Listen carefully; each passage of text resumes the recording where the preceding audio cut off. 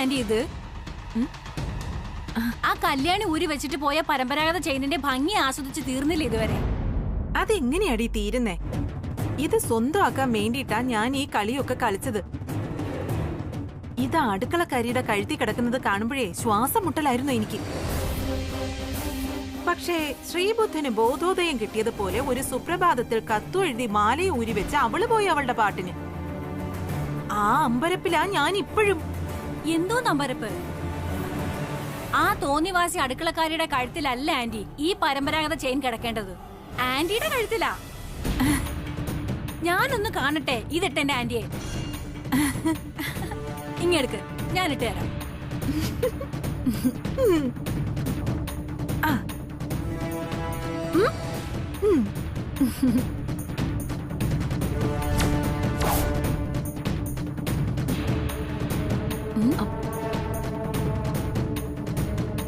ആ മാലിന്യം എടുക്ക്. ഇത് വെച്ച് എനിക്കൊരു കളി കളിക്കാനുണ്ട്, ഒരു ലാഭക്കളി. അതെന്താ ആന്റി ലാഭക്കളി? അതൊക്കെ ഉണ്ട്, നീ ഇപ്പൊ കണ്ടോ. ആ മോളെ നന്ദനെ, എത്ര നേരം കൊണ്ട് നിന്നെ ഈ ആന്റി തിരക്കിയിരിക്കുകയാണെന്ന് അറിയാമോ? അതെന്താ ആന്റി ഇപ്പൊ പെട്ടെന്നൊരു പ്രേമവും വാത്സല്യൊക്കെ? ഇതാണ് കുഴപ്പം. നമ്മള് നെഞ്ചു കീറി ചങ്കെടുത്ത് കാണിച്ചാലും ചെമ്പരത്തി പൂവാണെന്നേ എല്ലാരും പറയൂ. അയ്യോ ആന്റി, അങ്ങനെയൊന്നും ഇല്ല. ആന്റി പറയും, എന്തിനാ എന്നെ തിരക്കിയിരുന്നത്? എന്താ കാര്യം? അത് നന്ദനെ, നീ ഈ ചെയിൻ കണ്ടില്ലേ? ഇത് തൃച്ചംബരത്തെ പരമ്പരാഗത ചെയിനാണെന്ന് നിനക്കറിയാലോ. വാസ്തവത്തിൽ ഇത് കിടക്കാനുള്ളത് നിന്റെ കഴുത്തിലാ, അല്ലാതെ തൃച്ചംബരത്തെ അടുക്കളക്കാരിയുടെ കഴുത്തിലല്ല. പക്ഷെ ആന്റി, ഇതിടാനുള്ളത് തൃച്ചംബരത്ത് വന്നു കയറുന്ന മൂത്ത മരുമകളല്ലേ, ഞാനതൊന്നും അല്ലല്ലോ. അയ്യേ, അതിന് ഇതുവരെ അങ്ങനെ ഒരു മൂത്ത മരുമകൾ ഇല്ലല്ലോ. ഏക മരുമകൾ നീയല്ലേ. പക്ഷെ ആന്റി, ഞാൻ പറയുന്നത്... നീ ഒന്നും പറയണ്ട. പറച്ചിലും കൺഫ്യൂഷനും ഒക്കെ പിന്നെ. ആദ്യം നീ പരമ്പരാഗത ചെയിൻ ഒന്ന് കഴുത്തിലണിഞ്ഞേ, ഞാനൊന്ന് കാണട്ടെ.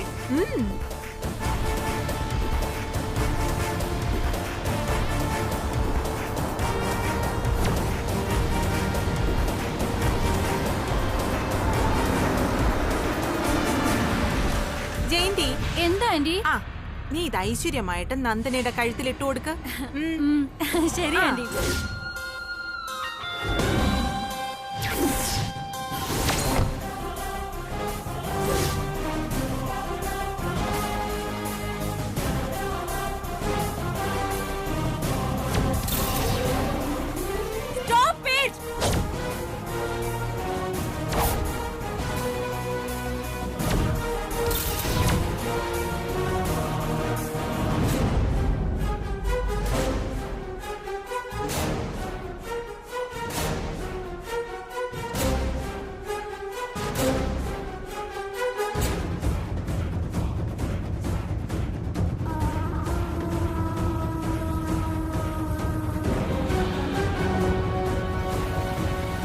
എന്താ നിങ്ങൾ കളിക്കുന്നത്? ഇതെന്താ വെറും ഒരു സാധാരണ മാലയാണെന്ന് കരുതിയോ? ഇത് തൃച്ചംബരത്തെ പരമ്പരാഗത ചെയിനാ. ഇതങ്ങനെ എല്ലാവർക്കും അണിഞ്ഞു നടക്കാനുള്ളതല്ല, മനസ്സിലായോ? ഇങ്ങെടുക്ക.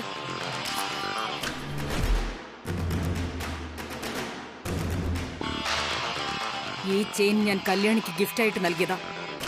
കല്യാണി തിരികെ വെച്ചിട്ട് പോയെങ്കിലും ഈ ചെയിൻ കുടുംബത്തിലുള്ള മറ്റാരെങ്കിലും ഇട്ടാൽ അത് ഞാൻ കൊടുത്ത ഉപഹാരം തിരിച്ചു വാങ്ങിയതുപോലാവും. തൃച്ചംബരം തറവാട്ടിൽ കൊടുത്തത് തിരിച്ചു വാങ്ങാറില്ല ഒരിക്കലും. ജയന്തേ, നീ ഈ ചെയിൻ കൊണ്ടുപോയി പൂജാമുറിയിൽ സൂക്ഷിച്ചു വെക്കണം, കളയരുത്. പിന്നെ ആ മാനേജിംഗ് സ്റ്റാഫുകളുടെ മീറ്റിംഗ് നാളെ 12 മണിക്ക് വിളിക്കണം. ബാക്കി എന്താ ഏതാന്നൊക്കെ ഓഫീസിലെത്തിയിട്ട് പറയാം. ശരി ശരി, ഓക്കെ, സി. കുഞ്ഞേ,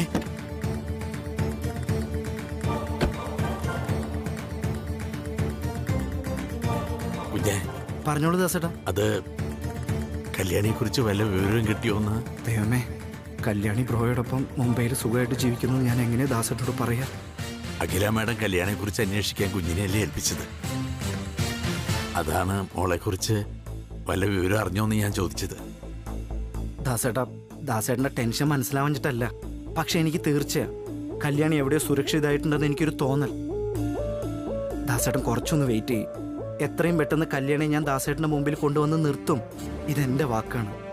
കുഞ്ഞെ, ഈ വീടും ക്ഷേത്രമാ എന്റെ മോളുടെ ആകെയുള്ള ലോകം. ഇത് വിട്ട് അവൾക്ക് ഒരു സ്ഥലവും അറിയില്ല. അന്വേഷിച്ചപ്പോൾ നാട്ടിലെങ്ങും ചെന്നിട്ടുമില്ല. പത്രത്തിൽ ഓരോ വാർത്തകളൊക്കെ കാണുമ്പോൾ നെഞ്ച് തകർന്നു പോവാ കുഞ്ഞെ. ഞാനൊരു അച്ഛനായി പോയില്ലേ?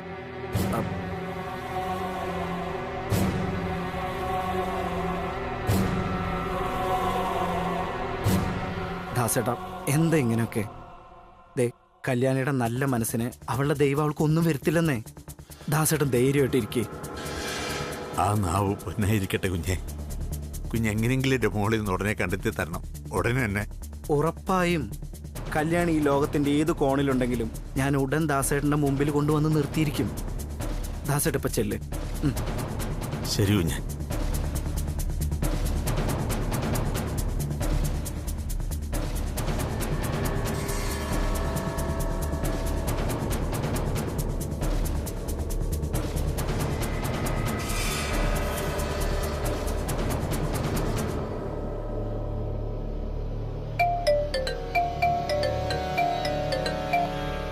ആ ബ്രോ.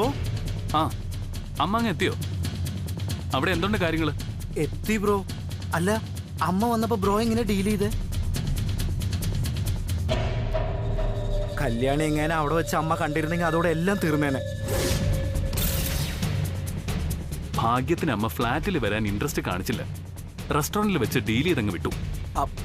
അത് ബ്രോയുടെ ഭാഗ്യം. പക്ഷെ ഞാനിവിടെ ദാസേട്ടന്റെ മുമ്പിൽ പലപ്പോഴും പതറിപ്പോവുക. പോരാത്തതിന് ഒരു ഭാഗത്ത് അമ്മയും. സോറി ബ്രോ, ഇനി ഇവിടെ അഭിനയിച്ചു നിൽക്കാൻ എനിക്ക് വളരെ ബുദ്ധിമുട്ടാണ്. എനിക്ക് എന്തെങ്കിലും ഉത്തരം ഇവരോടൊക്കെ പറഞ്ഞേ പറ്റൂ. മനസ്സിലായി അരവിന്ദ്. ഇന്ന് വൈകിട്ട് 4 മണിക്ക് ഞാനും കല്യാണിയും സുബ്രവും അവിടെ എയർപോർട്ടിൽ വന്നിറങ്ങും. അതോടെ തീരുവി പ്രശ്നമല്ല. ഓ, താങ്ക് ഗോഡ്. അപ്പൊ ഇന്ന് വൈകിട്ടത്തെ 4 മണിയുടെ ഫ്ലൈറ്റിൽ ബ്രോയും കല്യാണി എത്തുമല്ലേ? ഓ, സന്തോഷായി. അപ്പൊ ഞാൻ ഇന്നത്തെ ഓഫീസിൽ പോക്ക് ക്യാൻസൽ ആക്കിയിട്ടേ ഇന്ന് വിളിക്ക് എയർപോർട്ടിൽ എത്തും ബ്രോ. Sharp 4 o'clock. ഓക്കെ, വൈകിട്ട് എയർപോർട്ടിൽ കാണാം. ശരി ശരി ശരി. Okay bro, thanks. ഓ, അപ്പൊ ഇന്ന് വൈകിട്ട് 4 മണിക്ക് എയർപോർട്ടിൽ തൃച്ചംബരത്തെ ആനന്ദകൃഷ്ണൻ അടുക്കളക്കാരിയായിട്ട് വന്നിറങ്ങുന്നു. കൊള്ളാം, നല്ല ചൂടൻ വാർത്ത. ഇത് വിലാസിനി ആന്റിയുടെ കാതിലെ ഇപ്പൊ തന്നെ എത്തിക്കണം. ആ ടെസ, ഇന്നത്തെ കോൺഫറൻസ് മീറ്റിംഗിലെ എനിക്ക് പകരം നീ അറ്റൻഡ് ചെയ്താൽ മതി. ആ അതെ അതെ അതെ, എനിക്ക് കുറച്ച് പേഴ്സണൽ കാര്യങ്ങളുണ്ടായിരുന്നു. ഓക്കെ, ശരി ശരി, ഞാൻ വിളിച്ചോളാം. Okay, update me. Okay.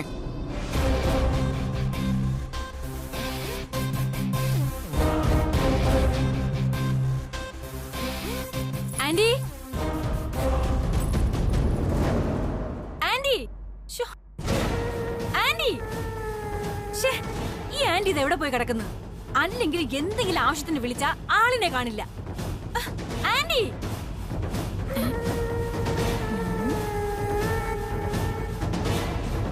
Anti, അയ്യോ പഴം.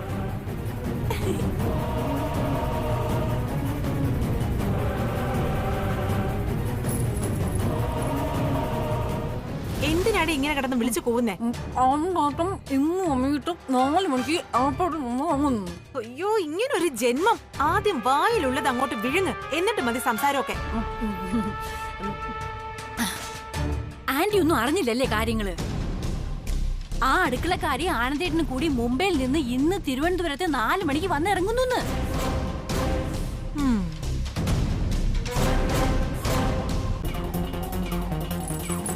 No problem.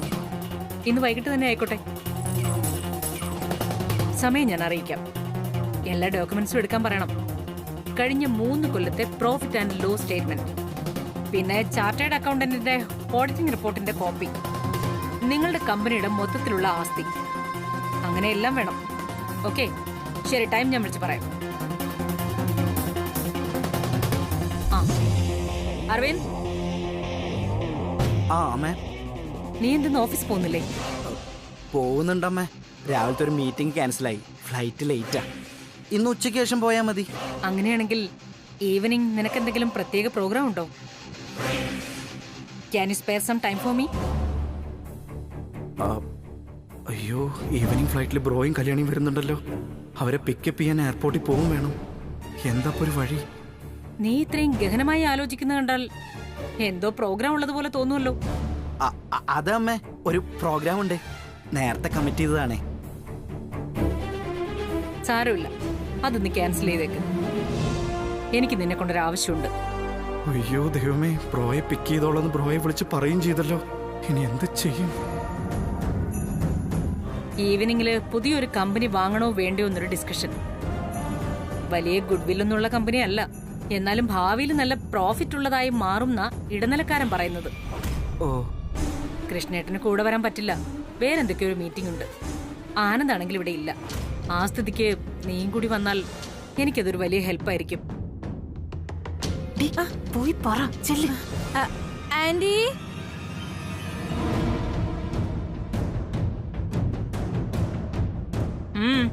എന്താ വിളിച്ചേ? അത് ഡി, നിന്ന് ചിണുങ്ങാതെ ആനന്ദ് എന്നെ ഫോൺ ചെയ്തിരുന്ന കാര്യം പറയേ. ആനന്ദ് ഫോൺ ചെയ്തെന്നോ? എന്തിനാ? അമ്മയുടെ ഫോൺ കിട്ടാത്തോണ്ട് ഇളയമ്മയെ വിളിച്ചതാണെന്ന് അവൻ പറഞ്ഞ്. ബ്രോ ഇളയമ്മയെ ഫോൺ വിളിച്ചോ? വിശ്വസിക്കാൻ പറ്റുന്നില്ലല്ലോ. അവൻ ഇന്ന് നാട്ടിൽ തിരികെ വരുന്നെന്ന്, വൈകിട്ട് 4 മണിയുടെ ഫ്ലൈറ്റില്. അമ്മയോട് പറഞ്ഞേക്ക്, ഒരുപക്ഷെ അമ്മയും കൂടി വിളിക്കാൻ വന്നാലോ എന്നാ ആനന്ദ് പറഞ്ഞത്. പറഞ്ഞു കൊടുക്കടി വിളിച്ച കാര്യം.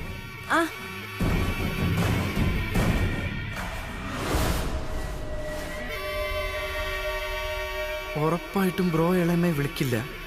അപ്പൊ പിന്നെ ഈവനിങ് ഫ്ലൈറ്റ് 4 മണിക്ക് ബ്രോ എത്തുന്ന ഇളയമ്മ എങ്ങനെ കൃത്യമായിട്ട് പറയുന്നേ? ഇതിലെന്തോ കളി നടന്നിട്ടുണ്ട്. ബ്രോയെ വിളിക്കാൻ അമ്മ എയർപോർട്ടിൽ വന്ന ആകെ കുഴഞ്ഞു കാര്യങ്ങളെല്ലാം. അണ്ടി കളഞ്ഞ അണ്ണാനെ പോലെ അവന്റെ ഒരു നിൽപ്പ് കണ്ടില്ലേ?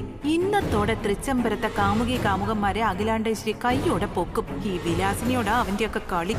അരവിന്ദ്, അമ്മേ, ഇങ്ങനെ ഒരു ഇൻഫർമേഷൻ കിട്ടിയ സ്ഥിതിക്ക് കമ്പനിയുടെ കാര്യം ആനന്ദ് കൂടി വന്നിട്ട് നാളെ ഡിസ്കസ് ചെയ്യാമെന്ന് തീരുമാനിക്കാം.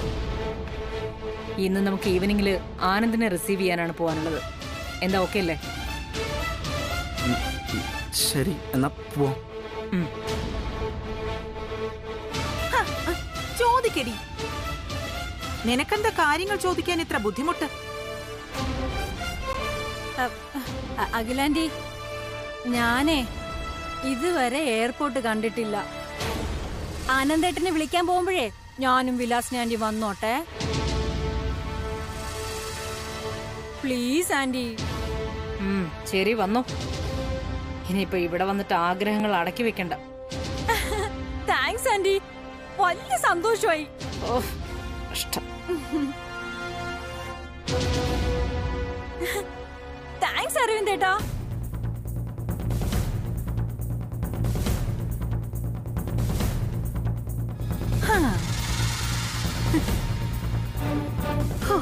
ഇപ്പോ നമ്മുടെ ആ എയർപോർട്ട് ഒരു അരക്കില്ലം പോലാ തോന്നുന്നത്. ഇന്ന് ആ അരക്കില്ലത്തിട്ട അടുക്കളക്കാരിയെ ഞാൻ കത്തിക്കും. നീ കണ്ടോ എന്താ നടക്കാൻ പോകുന്നേന്ന്?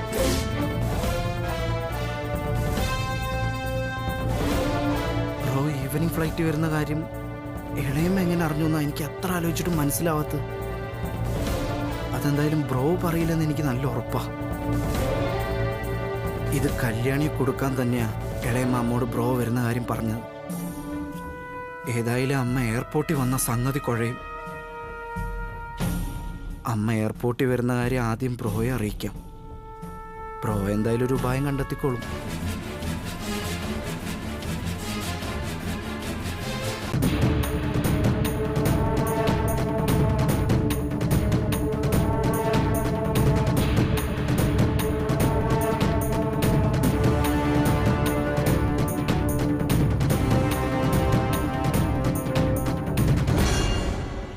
ചേട്ടാ, വണ്ടി എടുത്തോ.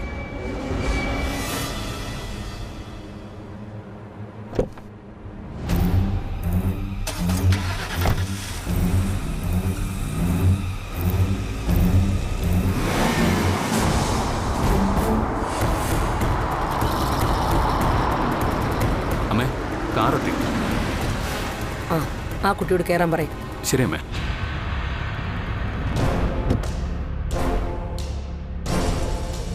നീ അഭിനയിച്ച് ഓവറാക്കാണല്ലോ. അബദ്ധം പറ്റിയതാ വലിയ വിലാസിനി മാഡത്തിനോടൊപ്പം കേറാൻ പേടിയാവണു. പേടിക്കണ്ട, ധൈര്യമായിട്ടിരിക്കെ. ഇത് കയ്യിൽ വെച്ചേക്ക. ഇതിലെ സ്വിച്ചിൽ ഞെക്കുമ്പോൾ എനിക്ക് അലാറം കേൾക്കും. എന്തെങ്കിലും പ്രശ്നമുണ്ടെങ്കിൽ ഇത് അമർത്തിയാൽ മതി, ഞാനങ്ങ് എത്തും. ടെൻഷനൊന്നും വേണ്ട.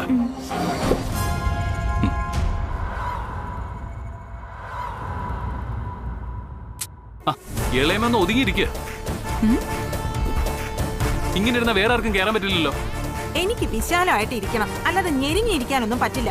എന്നാ ഇളയമ ഇറങ്ങി ഫ്രണ്ടിൽ കയറിക്കോ. എനിക്ക് ഫ്രണ്ടിലൊന്നും ഇരിക്കാൻ പറ്റില്ല. എന്നാ ഒന്ന് ഒതുങ്ങിയിരിക്കുക. കയറിക്കോ.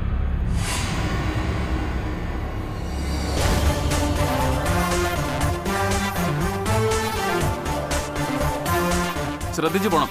ശരി സർ.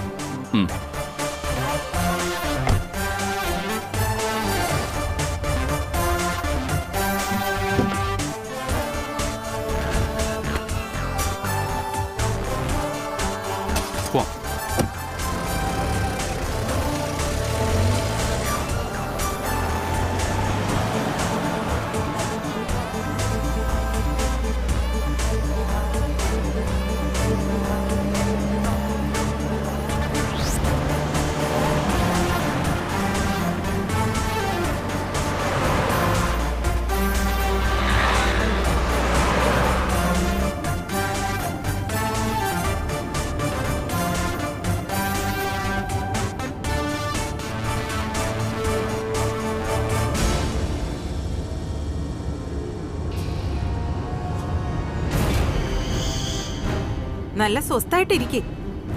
ഈ സമയത്ത് ഇങ്ങനെ കൂനിക്കൂടിയൊന്നും ഇരിക്കാൻ പാടില്ല. എന്താ പേര് പറഞ്ഞ് ഞാനങ്ങ് മറന്നല്ലോ. ഉമ്മുക്കുൽസു. ഉമ്മുക്കുൽസു. ഉമ്മുക്കുൽസുവിന് ഇത് ഏതാ മാസം? ജനുവരി. ന്യൂ ഇയർ ആയില്ലേ? ചേച്ചിക്ക് ഇതൊന്നും ഓർമ്മയില്ലേ? ന്യൂ ഇയറും ജനുവരിയും ഫെബ്രുവരി ഒന്നും അല്ല. നീ ഇത് എത്രാം മാസം ഗർഭിണിയാണെന്നാ ചോദിച്ചെ. ഓ അതാണോ? 8 മാസം പൂർത്തിയായി. ഇപ്പൊ 9ാമത്തേത് തുടങ്ങി ചേച്ചി. ഓ അത് ശരി, 9ാം മാസം തുടങ്ങിയല്ലേ, അതാ ഇത്ര വയറ്. അല്ല, കെട്ടിയവനെന്താ അവിടെ ജോലി? ഓർക്ക് ബിസിനസ്സാ. ബിസിനസ്സോ? അതേനെ, ബിസിനസ് സൂപ്പർവൈസറാ അങ്ങ് ദുബായില്. ഓ, ദുബായിൽ ഞാനും ഹസ്ബൻഡും ഒക്കെ വന്നിട്ടുള്ളതാ. അവിടെ എവിടെയാ? അത്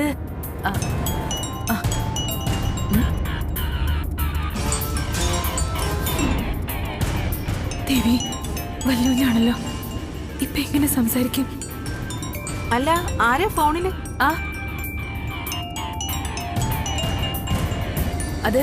അതെന്നെ കെട്ടിയോനാ ഇക്ക. ആഹാ, എടുത്ത് സംസാരിക്കേ.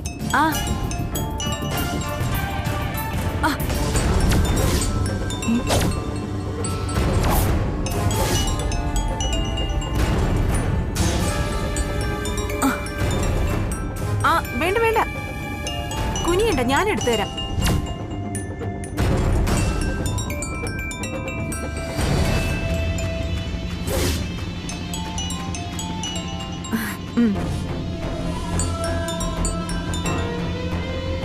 ഹലോ ഇക്ക. എന്താണ് കല്യാൺജി, ഫോൺ എടുക്കാൻ ഇത്ര താമസം? കുറെ നേരം ആയല്ലോ റിങ് തുടങ്ങിയിട്ട്. അതിക്ക ഇങ്ങള് വഴക്ക് പറയല്ലേ? ഫോൺ എടുത്തപ്പോ കയ്യിന്ന് തന്നെ കാറിൽ വീണു. അതെടുത്ത് വിളിച്ചപ്പോ താമസിച്ചതാ. ഇങ്ങളൊന്ന് പൊറുക്കിന്ന്. ആയിക്കോട്ടെ ആയിക്കോട്ടെ, അവിടെ പ്രശ്നമൊന്നുമില്ലല്ലോ. എല്ലാം പ്ലാൻ അനുസരിച്ചല്ലേ നടക്കുന്നത്. എന്താ ഇളയമേത് ഹോസ്പിറ്റലിൽ കൊണ്ടുപോവാതെ ഇവരേത് എവിടെ കൊണ്ടുപോവാ? അത് ആനന്ദേ, ഈ പുതിയ റോഡിന്റെ അവസാനത്തെ വളവിൽ ഒരു ഹോസ്പിറ്റൽ തുടങ്ങിയില്ലേ? അയ്യോ, എന്താ അതിന്റെ പേര്? പേര് മറന്നല്ലോ. ഏതായാലും അവിടെ കാണിക്കാന്ന് കരുതി കൊണ്ടുപോകുന്നതാ.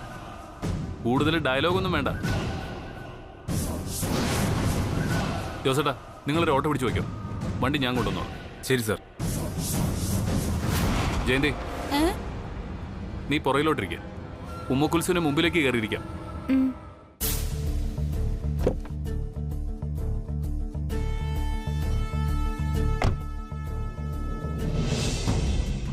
നമ്മൾ ഹോസ്പിറ്റലിലേക്ക് തന്നെയാ പോകുന്നത്, ഉമ്മക്കുൽസിനെ അഡ്മിറ്റ് ആക്കാൻ.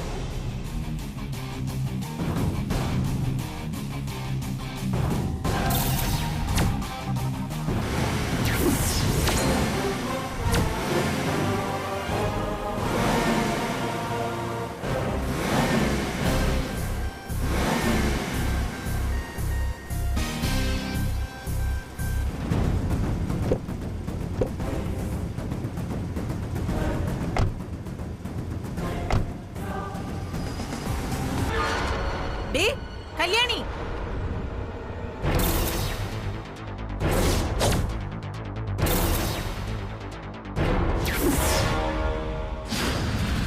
അയ്യോ സമ്മതിച്ചാൻഡി, അവളുടെ കള്ളത്തിനെ കയ്യോടെ പിടിച്ചു. നീ എന്തിനാ തിരിഞ്ഞു നോക്കിയത്? എല്ലാം പൊളിഞ്ഞില്ലേ ഇപ്പോ? നീ വാ.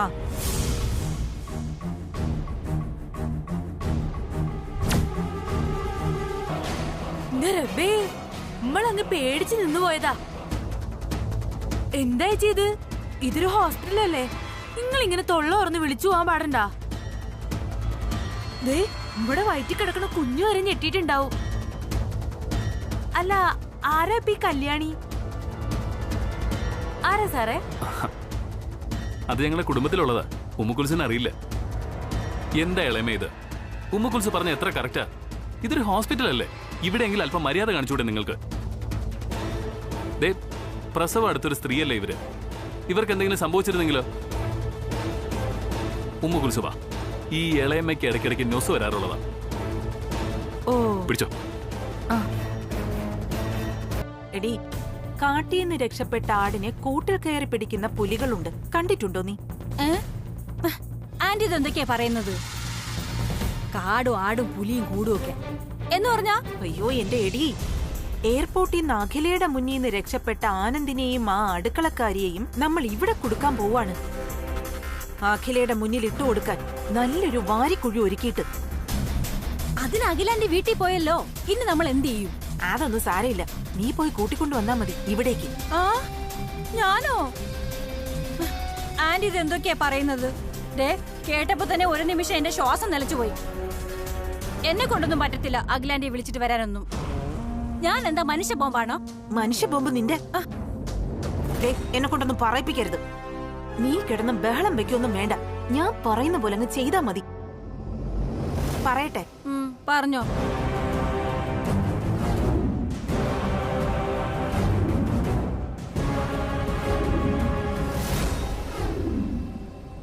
നീ എന്താ ഇവിടെ നിന്ന് പരുങ്ങുന്നേ? വിലാസിനെ ഇവിടെ? അത് ആന്റി, ആ എയർപോർട്ടിൽ വെച്ച് വെറുതെ ഇട്ട് നിന്ന സ്ത്രീയെ എവിടെയാണോ കൊണ്ടാക്കേണ്ടത് അവിടെ കൊണ്ടാക്കാൻ പറഞ്ഞിരുന്നില്ലേ? അതെ പറഞ്ഞു. അതിനെന്താ? അല്ല ആന്റി, ഇടയ്ക്ക് വെച്ച് അവർക്ക് പെയിൻ തുടങ്ങി. അങ്ങനെ അടുത്ത് കണ്ടൊരു ഹോസ്പിറ്റലിൽ കയറ്റി ഞങ്ങള്. ആ, അതേതായാലും നന്നായി. കുഴപ്പമൊന്നുമില്ലല്ലോ ആ കുട്ടിക്ക്? കുഴപ്പമൊന്നുമില്ല ആന്റി, സുഖപ്രസവമായിരുന്നു. ഒരു സുന്ദരി പെൺകുട്ടി. ഓ, വെരി ഗുഡ്. അല്ല, അമ്മയും കുഞ്ഞും സുഖമായിട്ടിരിക്കുന്നില്ലേ? സുഖമായിട്ടിരിക്കുന്ന ആന്റി. പക്ഷേ. അതെന്താ ഒരു പക്ഷേ? അല്ല ആന്റി, വേറൊന്നുമില്ല. ആ കുഞ്ഞിന്റെ നാവില് ആന്റി തന്നെ തേമ്പുരട്ടി കൊടുക്കണമെന്ന് ആ സ്ത്രീക്ക് ഒരു ആഗ്രഹം. ആന്റി ഒരാൾ ഉള്ളത് കൊണ്ടാണത്രേ സുഖപ്രസവം നടന്നതും കുഞ്ഞിനെ ജീവനോടെ കിട്ടിയതെന്നാ അവര് പറഞ്ഞത്. എന്തോ അവർക്ക് ആന്റിയോട് ഒരു അറ്റാച്ച്മെന്റ് തോന്നുന്നു.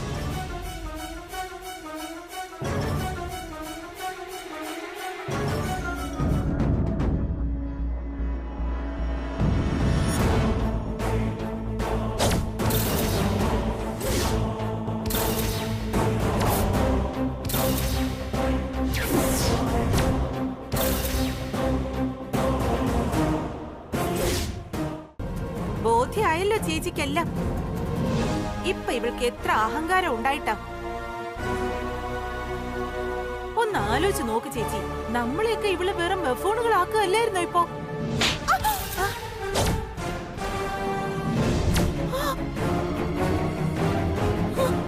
ചേച്ചി, ചേച്ചി ഇപ്പൊ എന്തിനാ എന്നെ അടിച്ചേ? തെറ്റ് ചെയ്തത് ഈ അടുക്കളക്കാരി ഇവനും അല്ലേ? മിണ്ടരുത്. ഇനി മിണ്ടിയ ഹോസ്പിറ്റലാണെന്ന് നോക്കില്ല, നാവാരിഞ്ഞെടുക്കും ഞാൻ. കൊള്ളരുതായ്മകളെല്ലാം ചെയ്തു വെച്ചിട്ട് എന്നോടിപ്പോ എന്ത് തെറ്റ് ചെയ്തു എന്ന് ചോദിക്കുന്നു. നീ ചെയ്തു കൂട്ടിയ തെറ്റെന്താണെന്ന് ഞാൻ പറയാം. ദാ ഇവളാ അതിന്റെ സാക്ഷി.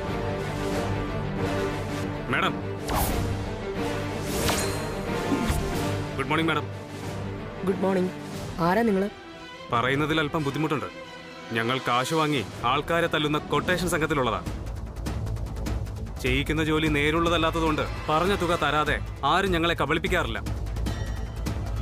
അഥവാ അങ്ങനെ ചെയ്താൽ അതിനുള്ള പണിയും ഞങ്ങൾ കൊടുത്തിരിക്കും. ഇപ്പോ ഞങ്ങളെ പറ്റിച്ചിരിക്കുന്നത് തൃച്ചംബരത്തെ വിലാസിനിയാണ്, മേഡത്തിന്റെ അനിയത്തി. സ്റ്റോപ്പ്, നിർത്ത്. നിങ്ങൾ ആരാണെന്നോ നിങ്ങൾ പറയുന്നത് എന്താണെന്നോ എനിക്കങ്ങോട്ട് മനസ്സിലാവുന്നില്ല. ഒന്നാമത് വിലാസിനി എന്റെ നേരെ അനിയത്തിയല്ല, എന്റെ ഭർത്താവിന്റെ അനിയന്റെ ഭാര്യ. വേണമെങ്കിൽ അനിയത്തിയാണെന്ന് പറയാം. അല്ല, അവൾ എന്ത് ചെയ്തെന്നാ നിങ്ങൾ ഈ പറയുന്നത്? അതെനിക്ക് മനസ്സിലായില്ല. അതെ മാഡം, തൃച്ചംബരത്തെ അടുക്കളക്കാരി കല്യാണിയെ കൊല്ലാൻ വിലാസിനി ഞങ്ങൾക്ക് കൊട്ടേഷൻ തന്നു. വാട്ട്? കൊല്ലാനോ? അതെ, ഞങ്ങൾ അതിന് ശ്രമിച്ചെങ്കിലും പൂർണ്ണമായി നടന്നില്ല. റോഡിൽ വെച്ച് തലക്കടിച്ചപ്പോ തന്നെ നൈറ്റ് പെട്രോളുകാർ വന്നു. അതുകൊണ്ട് ഞങ്ങൾ മുങ്ങി. ഇപ്പോ വിലാസിനി മേഡം പറയുന്നത് കൊല്ലാത്തത് കൊണ്ട് കാശ് തരില്ലെന്നാണ്. മേഡം ഇടപെട്ട് പകുതി തുകയെങ്കിലും ഞങ്ങൾക്ക് വാങ്ങി തന്നിരുന്നെങ്കിൽ.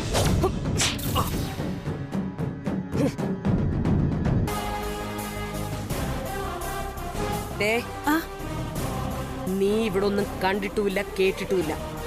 വിലാസിനിയുടെ മുമ്പിൽ വായി തുറക്കരുത്.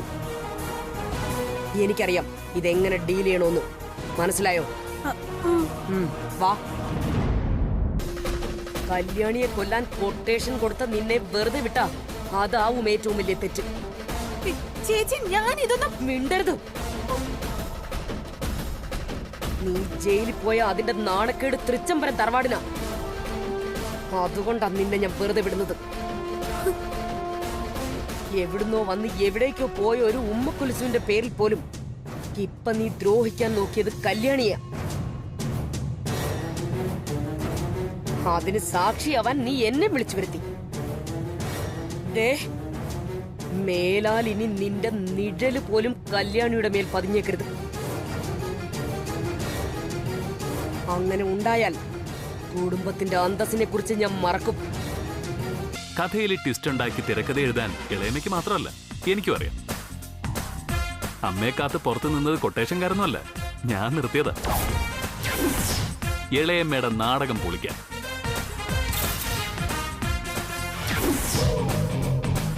ഇതേ എന്റെ സുഹൃത്തിന്റെ ഹോസ്പിറ്റല്. അങ്ങനെ എല്ലാം കൂടി ഒത്തപ്പോ ഒരു ബിൽഡപ്പ് സീൻ ഉണ്ടാക്കിയതാ ഞാൻ.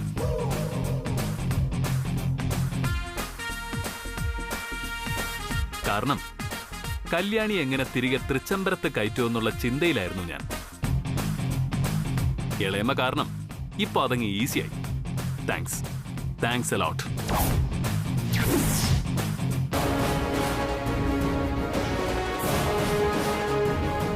മാഡം, ഒരു മിനിറ്റ്.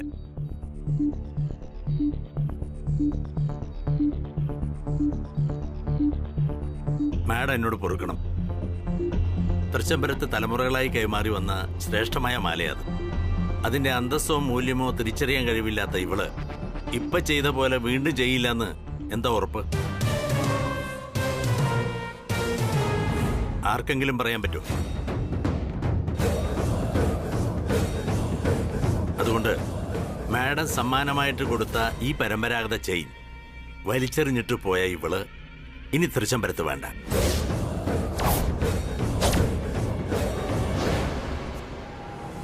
മാഡം അങ്ങനെ വേണം തീരുമാനിക്കാൻ. എന്തൊക്കെയാ ദാസേട്ടാ ഇത്? വല്ലതും ആലോചിച്ചിട്ടാണോ ഇങ്ങനെയൊക്കെ പറയുന്നത്?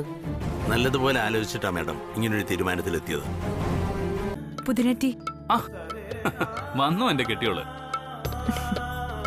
വാ വാ, കേറി വാ.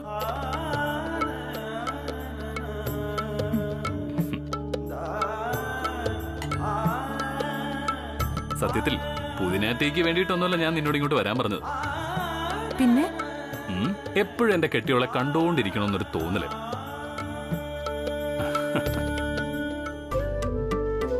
നീ യേശുദാസിന്റെ ഒരു പഴയ പാട്ട് കേട്ടിട്ടുണ്ടോ? എന്റെ എല്ലാം എല്ലാമല്ലേ, എന്റെ ചേരൊത്ത ചെമ്പരുന്തല്ലേ. ഒന്ന് പോവല്ലേ കുഞ്ഞെ. ആ പർദ്ദയിട്ട് വന്നപ്പോ എനിക്ക് എന്ത് ടെൻഷനായിരുന്നെന്നറിയോ? പിടിക്കപ്പെട്ടിരുന്നെങ്കിൽ അതോടെ തീർന്നേനെ ഈ ശൃംഗാരമൊക്കെ. ഹോ, ഏതായാലും ദൈവം കാത്തു. ഏയ് ദൈവമല്ല, പടച്ചോൻ.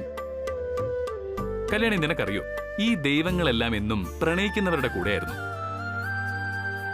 അതിന് കാര്യമുണ്ട്. അവരാരാ പുള്ളികള്? പ്രണയത്തിന്റെ ഉസ്താദുക്കളല്ലേ. ദേ വല്യൂഞ്ഞ വേണ്ട, ഈ ദൈവത്തെ തൊട്ടുള്ള കളി അത്ര നല്ലതിനല്ല കേട്ടോ, പറഞ്ഞേക്കാം. അല്ല കല്യാണി, നീ ഒന്ന് ആലോചിച്ച് നോക്ക്. ആദ്യം നമ്മുടെ സാക്ഷാൽ കള്ളകൃഷ്ണനെ തന്നെ എടുക്കാം. മൂപ്പര് പ്രണയത്തിന്റെ ഒരു യൂണിവേഴ്സിറ്റി ആയിരുന്നു. അതുപോട്ടെ, ഉഗ്രമൂർത്തിയായ ശിവനോ പാർവതീ ദേവിയുമായി മുടിഞ്ഞ പ്രേമം, പോരാത്തതിന് ഗംഗാദേവിയും. മുരുകനോ ഭാര്യയായ ദേവസേനയും പ്രണയിക്കാൻ വള്ളി. അങ്ങനെ നോക്കിയ ഒട്ടുമിക്ക ദൈവങ്ങളും പ്രണയിച്ച് ജീവിക്കുന്നവരാ. അവര് നമ്മുടെ പ്രണയത്തെ കൈവിടില്ല Kalyani. Don't worry, be happy.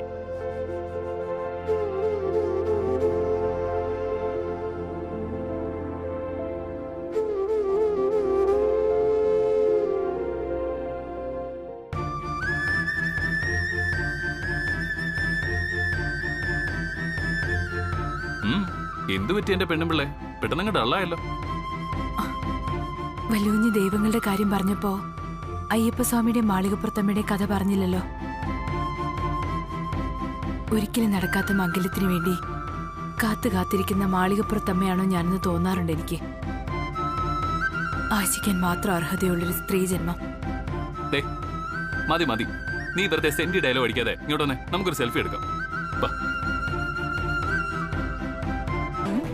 എന്താടി അവിടുന്ന് സ്വയം മറന്ന് തുള്ളിച്ചാടിക്കൊണ്ട് ഇറങ്ങിയത്? എന്തായിരുന്നടി അതിനകത്ത്?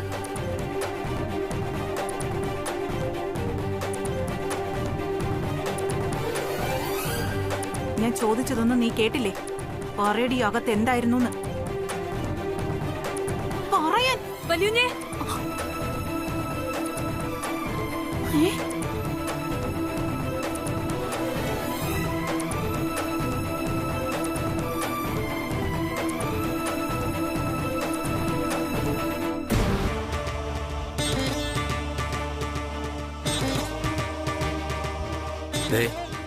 ഇതിപ്പോ പലതവണയായി നിന്റെ ഇറങ്ങിപ്പോക്കും തിരിച്ചുവരവും.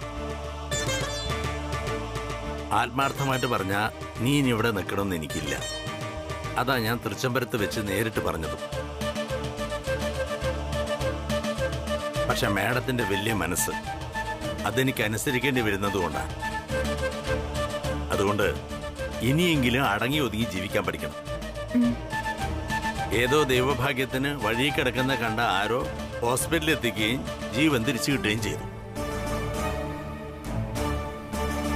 ഇനിയെങ്കിലും മാഡം തന്ന ഈ പരമ്പരാഗത മാല കഴുത്തിൽ നിന്നും ഊരിപ്പോകരുത്. പറയുന്ന വല്ല മനസ്സിലാവുന്നുണ്ടോ നിനക്ക്? മനസ്സിലായി. ഇനി ഞാനിത് ഊരില്ല അച്ഛാ. മുംബൈയിലെ ദിവസങ്ങളെ കുറിച്ച് ഓർക്കുമ്പോ കൊതിയാവുക. സത്യം പറഞ്ഞാ നിന്റെ ഈ ചേച്ചിക്ക് തിരികെ വരണമെന്നേ ഇല്ലായിരുന്നു.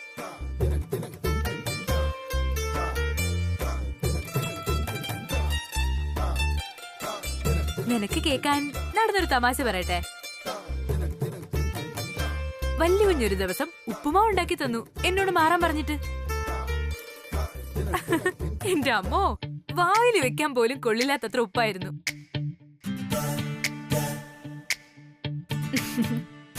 പക്ഷേ എല്ലാം ഞാൻ രുചിയോടെ കഴിച്ചു. അതാണ് പ്രേമം. കൊടും വെയിലും നിലാവായി തോന്നുന്ന കട്ടക്കുള്ള പ്രേമം.